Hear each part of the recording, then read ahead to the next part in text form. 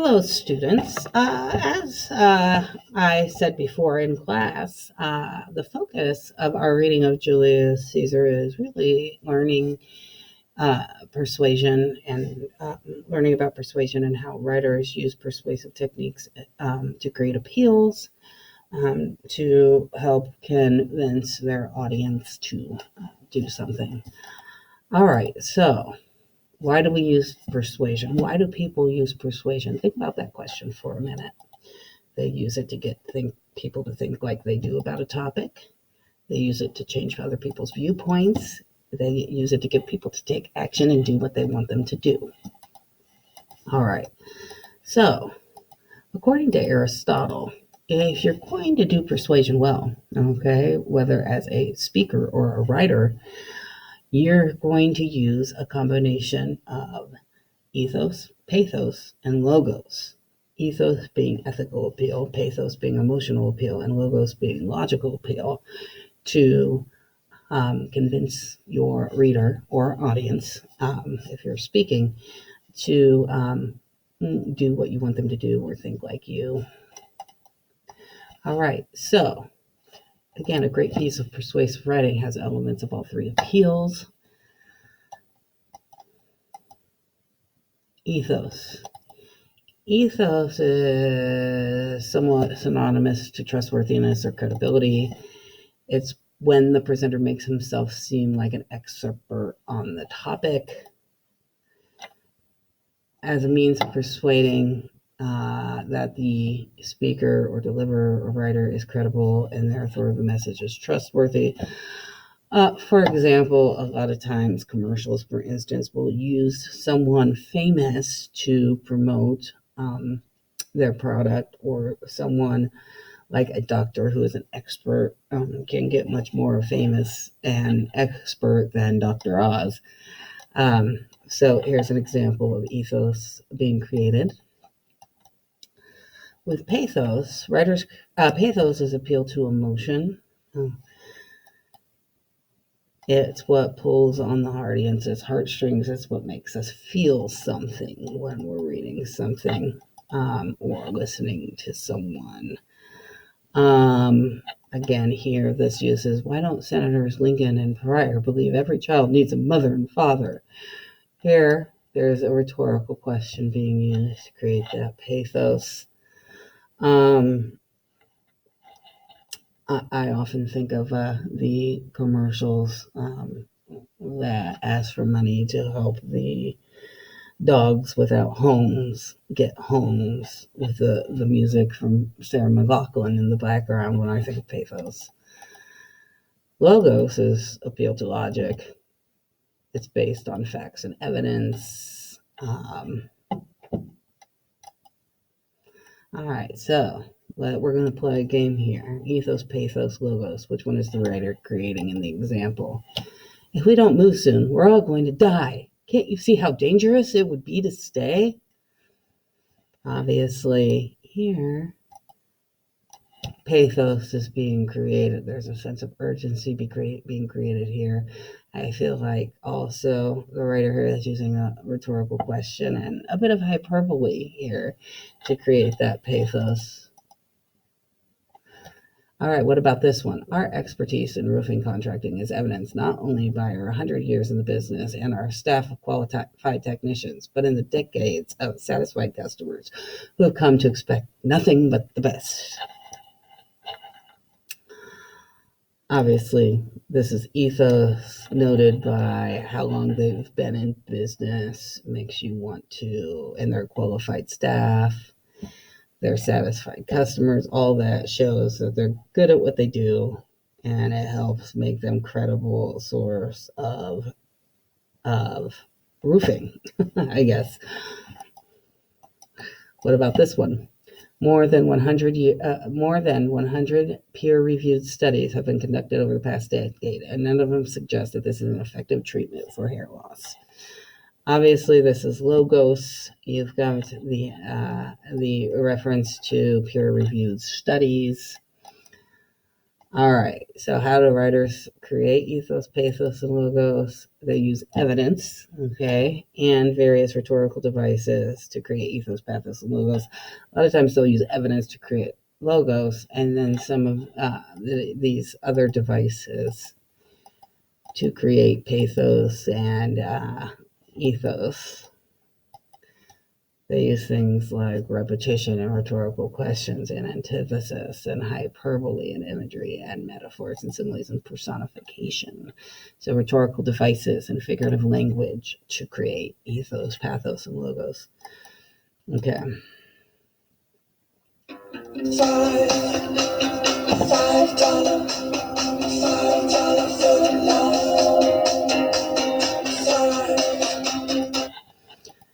So, repetition. How many of you have ever gotten the subway song stuck in your head? That's a good example of advertising. Obviously, advertising is a form of persuasion, right? That uses repetition to strategically place emphasis on an idea, to place emphasis on the idea that you can get a foot-long sub for $5. It's probably more like $7 now, but you get the idea. All right. Rhetorical questions. What are rhetorical questions? Rhetorical questions are questions the presenter or writer doesn't necessarily want answered. It's a question asked merely for effect. For instance, how many of you have ever had your parents say, aren't you ashamed of yourself? They don't want an answer to that question. They want you to feel ashamed when they say that to you. And I'm sure many of you have had that. It has the assumption that only one answer is possible. For example, Greta Thunberg, who is the young activist from Iceland, she advocates for protections against climate change. And she gave this speech to the UN on climate change last year and repeated the "How dare you" over and over again.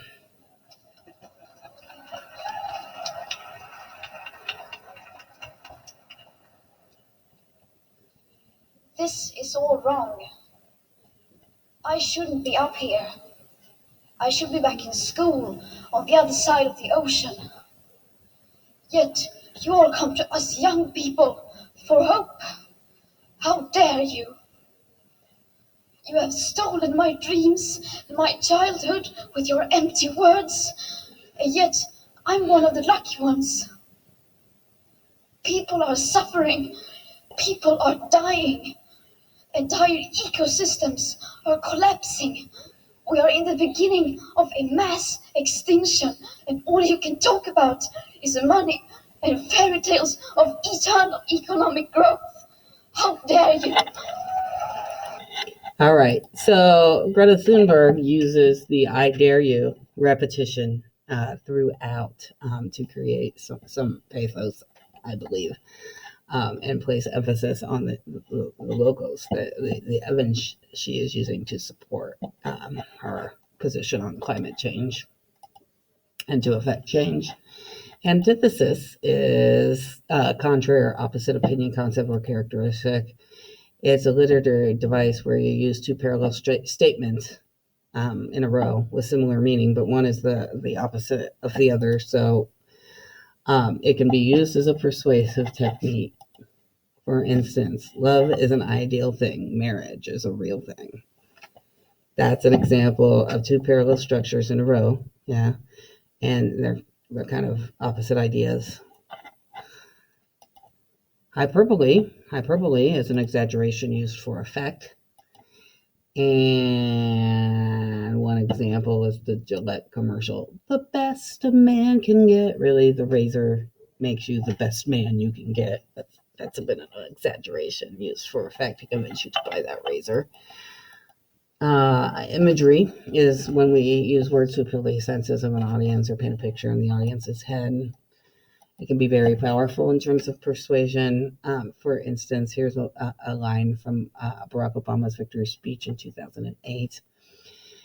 It's the answer told by the lines that stretched around schools and churches in numbers this nation has never seen, by people who waited 3 hours and 4 hours, many for the first time in their lives, because they believe that this time must be different, that their voices could be that difference. Again, if that doesn't paint a picture in your head of voting in the election that year, I don't know what's going to. Metaphors are comparisons between two unlike things without using like or as. Writers use different kind of comparisons all the time to persuade. Now is the time to rise from the dark and desolate valley of segregation. So here, segregation is being compared to a dark and desolate valley, to the sunlit path of racial injustice. Racial injustice is being compared to a sunlit path. So now is the time to lift our nation from the quicksands of injustice to the solid rock of brotherhood. Again, he's using comparisons in the form of a metaphor here to get people to promote racial justice. And that's from Martin Luther King's I Have a Dream speech. This one example I'm going to pull from Martin Luther King Jr.'s speech as well. Similes or comparisons between two unlike things using like or as. Again, using different kind of comparisons to persuade is common. We will not be satisfied until justice rolls down like waters and righteousness like a mighty stream. So here, justice rolls down like waters, being compared to the rolling water. Righteousness like a mighty stream. Personification is using words to give human characteristics to non-human entities. Here, I think this is a line from one of Lyndon B. Johnson's speeches. Once again, the heart of America is heavy. The spirit of America weeps for a tragedy that denies the very meaning of our land. America weeps. So here he's using personification to create some pathos in this example. All right, so now it's sort of time to practice applying these terms. And I want you to open up the Act 1 Julius Caesar rhetorical analysis worksheet and reread Cassius's conversation with Brutus on the worksheet. While reading, feel free to mark places where you see Cassius using various appeals and using devices to create those appeals to persuade Brutus of what Cassius wants Brutus to do. Then you're going to answer the 5 questions that follow the passage on the worksheet. Okay, so this is what the worksheet looks like. And again, we're going to look for places where the writer is using different devices to create the different appeals as we're reading. And then, or where Cassius, sorry, not the writer, where Cassius is using different devices to create different appeals in his conversation with Brutus. And then we are going to answer these 5 questions. What is Cassius's overall goal with talking to Brutus? What does he want to accomplish? Provide evidence from the excerpt above for support. We're going to find a place in the excerpt where Cassius creates ethos, and we're going to put the lines where he's doing that. We're going to explain what device is being used or what he's doing at least. And then we're going to explain that he's using it to create ethos. And then we're going to do the same with pathos and logos. And then how effective do you think Cassius was at achieving his goal, and how do you know? Provide evidence from the passage for support. Okay, so we should be ready to do the close reading here. As you're reading, I want you to mark up places where you see those devices being used, potentially appeals being used, and we will go through this together. Okay, so just to sort of review, okay, and put you in the context of the play. This play starts off right after Caesar has defeated Pompey. And Caesar's coming into Rome, and he is sort of wanting to be king. And some of the senators aren't really enjoying that a little bit, because they don't feel like one person should have all the power because, well, the current form of government they have, the Republic, doesn't give just one person the power. It gives power to all of the senators, so the power is spread out amongst the senators. Cassius and Brutus both being senators and politicians, as most of the main characters who are male in this play are. So just to give you a little context before we dive in with this close reading.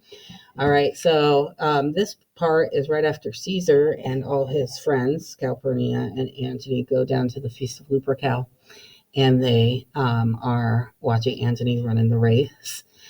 And Cassius is talking to Brutus. And let's do a little reading and see what we can come up with here. Cassius says, Brutus, I do observe you now of late. I have not from your eyes that gentleness and show of love as I want to have. You bear too stubborn and too strange a hand over your friend that loves you. Brutus says, Cassius, be not deceived. If I have veiled my look, I turn the trouble of my countenance merely upon myself. Vexed I am of late with passions of some difference, conceptions only proper to myself, which give some soil perhaps to my behaviors. But let not therefore my good friends be grieved, among which number, Cassius, be you one, nor construe any further my neglect. That poor Brutus, with himself at war, forgets the shows of love to other men. Okay, so again, we're just focusing on Cassius and what he's trying to do to Brutus. Then, Brutus, I have much mistook your passion, by means whereof this breast of mine hath buried thoughts of great value, worthy cogitations. Tell me, good Brutus, can you see your face? All right, this seems like a rhetorical question. I feel like he's doing that to, and he's essentially asking Brutus, Cassius is asking Brutus, can you see how good you are? Can you see who you really are? Okay. Not sure what appeal. So I'm just going to put a question mark there for now. And Brutus responds with, no, Cassius, for the eye sees not itself, but by reflection, by some other things. Cassius responds with, 'tis just, and it's very much lamented, which means regretted, Brutus, that you have no such mirrors as will turn your hidden worthiness into your eye, that you might see your shadow. I have heard where many of the best respect in Rome, except immortal Caesar, speaking of Brutus and groaning underneath this age's yoke, have wished that Brutus had his eyes. And so Cassius here is saying you don't have mirrors. Mirrors he's using as a metaphor for that Brutus can't see himself. So mirrors is a metaphor here. And he's making it sound like everybody else in Rome wishes Brutus could see how worthy he was. So Cassius here is making it sound like everyone else in Rome, or others in Rome, wish he could see how worthy he was. So here, he's kind of Cassius here is sort of using a metaphor to create ethos by implying that others in Rome think the same as he does, which gives what Cassius is saying more credibility, I feel like. So maybe I could do something with that there later on in that chart, I'm thinking. So Brutus says, into what dangers would you lead me, Cassius, that you would have me seek into myself for that which is not in me? And of course, Brutus responds humbly because that's just who he is.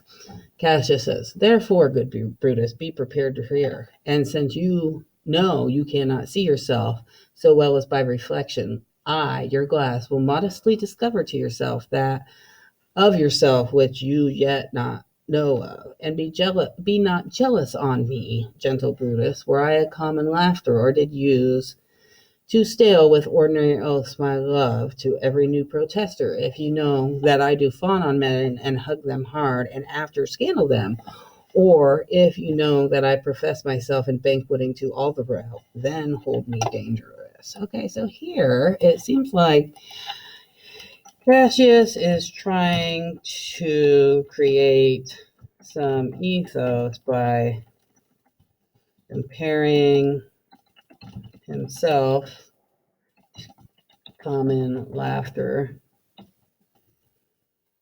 or a common person. So we could probably call that a metaphor. And saying he is not one or a flatterer, so that makes him more trustworthy. And ethos is created by created when a speaker makes himself or herself trustworthy. So I feel like here he's kind of using this metaphor to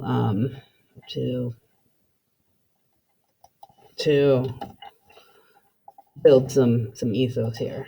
Okay, so Brutus says, and then they hear some shouting, and Brutus says, "What means this shouting? I do fear the people choose Caesar for the king." Cassius jumps right on it and says, "Ah, you fear it? Then I think you wouldn't want it." And Brutus says, "I don't want that, Cassius, but I love him well." Internal conflict. "But wherefore do you hold me here so long? What is it that you would impart to me, if it be aught toward the general good? Set honor in one eye and death in the other, and I will look on both indifferently. For let the gods so speed me, as I love the name of honor more than I fear death." Cassius says, "I know that virtue be in you, Brutus, as well as I do know your outward favor. Well, honor is the subject of my story. I cannot tell what you and other men think of this life, but for my single self, I had lieve not be as live to be in awe of such a thing as I myself. I was born free as Caesar, so were you. We both have fed as well, and we both can endure the winter's cold as well as he. For once upon a raw and gusty day, the troubled Tiber chafing with her shores, Caesar said to me, "Darest thou, Cassius, now leap in me with this angry flood and swim to yonder point?" Upon the word, accredited as I was, plunged in and bade him follow. So indeed he did. The torrent roared, and we did buffet it with lusty sinews, throwing it aside and stemming it with the hearts of controversy. But ere we could arrive the point proposed, Caesar cried, "Help me, Cassius, or I sink." And I, as Aeneas, our great ancestor, did from the flames of Troy upon his shoulder, did the old Anchises bear, so from the waves of Tiber did I, the tired Caesar, and this man is now become a god. And Cassius is a wretched creature, and must bend his body, if Caesar carelessly but not on him.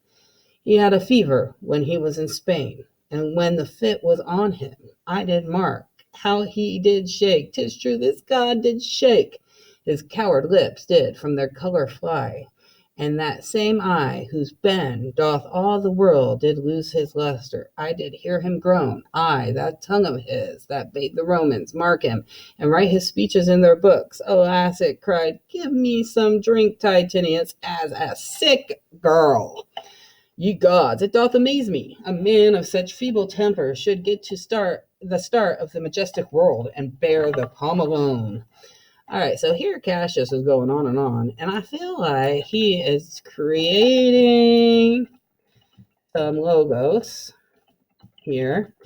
He is providing evidence such as Caesar,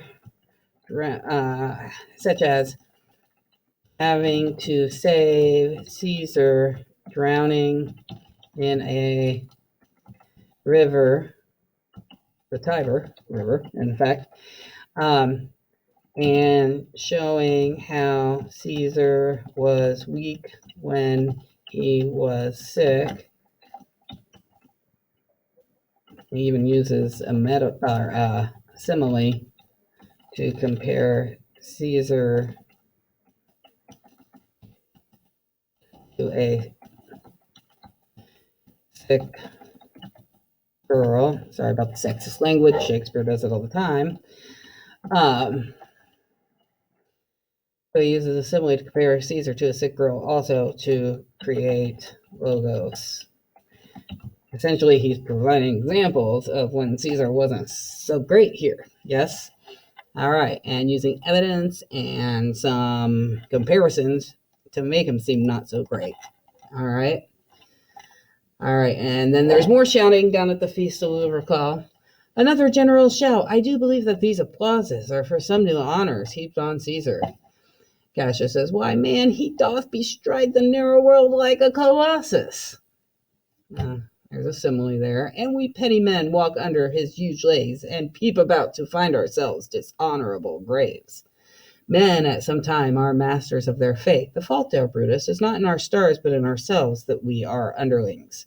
Using a metaphor to say we are subservient to Caesar and it is our fault. Yes? Sounds like some pathos being created there with a metaphor. Cassius uses a metaphor comparing them to underlings subservient to Caesar to create pathos. Creates emotion with that. Brutus and Caesar. What should be in that Caesar? Why should that name be sounded more than yours? We got some rhetorical questions there. He's doing it to create some logic, maybe saying, why should Caesar's name be more powerful than yours in Rome? Write them together. Yours is a fair name. Sound them. It both become the mouth as well. Weigh them. It is as heavy. Conjure them. Brutus will start a spirit as soon as Caesar. Now, in the names of all the gods at once, upon what meat doth this our Caesar feed, that he is grown so great? Age, thou art shamed. Rome, thou hast lost the breed of noble bloods. When went there by an age since the great flood, but it was famed with more than one man. When could they say till now that talked of Rome, that in her wide walks encompassed but one man? Now is it Rome indeed and room enough, when there is in it but only one man? Oh, you and I have heard our fathers say there was a Brutus once that would have brooked the eternal devil to keep his state in Rome as easily as a king. There's all kinds of things in here. Yes, he compares Caesar to a god. He's got some rhetorical questions. He's got this appeal to ethics when he's appealing to their ancestors, their fathers, who were probably also powerful men in Rome, senators, basically saying that they would not allow this. Brutus says, that you do love me, I am nothing jealous. What you would work me to do, I have some aim. How I have thought of this, and of these times I shall recount hereafter. For this present I would not, so with love I might entreat you, be any further moved. What you have said, I will consider. What you have to say, I will with patience hear, and find a time both meet to hear and answer such high things. Till then, my noble friend, chew upon this. Brutus had rather be a villager than to repute himself a son of Rome under these hard conditions, as this time is like to lay upon us. Cassius says, I am glad that my weak words have struck, but this must show a fire from Brutus. All right, so now we got to think about these questions. What is Cassius's overall goal for talking with Brutus? What does he want to accomplish? Provide evidence from the excerpt for support. I feel like Cassius's overall goal, honestly, is to convince Brutus that Caesar should not be king. Yes, he wants to preserve the Republic. And the evidence, there's so much evidence, but any of these things could be used as evidence. But I'll just point to the last piece when he refers to their fathers, that there was once a Brutus that would have broke the eternal devil to keep this state in Rome as easily as a king. That there once would have Brutus, which I would have recalled the devil to keep this state in Rome as easily as a king that wouldn't want a king. And so I feel like, and there's lines that show his jealousy. When was there Rome whose walks were wide enough only for one man? He's implying Caesar. He's saying, why should he be so great? Why should Caesar's name be sounded more than Brutus's? All those lines would show that he is a little jealous of Caesar, but not just that he's jealous of Caesar, that he doesn't want Caesar to be king. Okay? And then you're going to find a place in the excerpt where Cassius creates ethos. He says this. In doing this, he uses this device, or he makes a comparison. Just describe it if you can't come up with a device. And then he does this to create ethos. Yes? Same thing with this. Cassius says this. Find the lines from the excerpt from the passage we just read. In saying this, he does this. He uses X device or describe it. He makes comparisons. He uses imagery. He uses rhetorical questions, or he just describe it. He makes comparisons because this would be to create pathos. And then Cassius says this, lines from the text. In doing this, he does this. He uses evidence such as this and this. And because this, to create logos. And then, how effective do you think Cassius was in achieving his goal? How do you know? I think you can find evidence towards the end of the passage for that, for sure. All right, so I hope that helps explain the worksheet and what you're supposed to do and give you a sense of what Cassius is trying to convince Brutus of, as well as how he uses devices and different things in his talk with Brutus to achieve a particular goal and to create ethos, pathos, and logos. Let me know if you have any questions. Have a good day.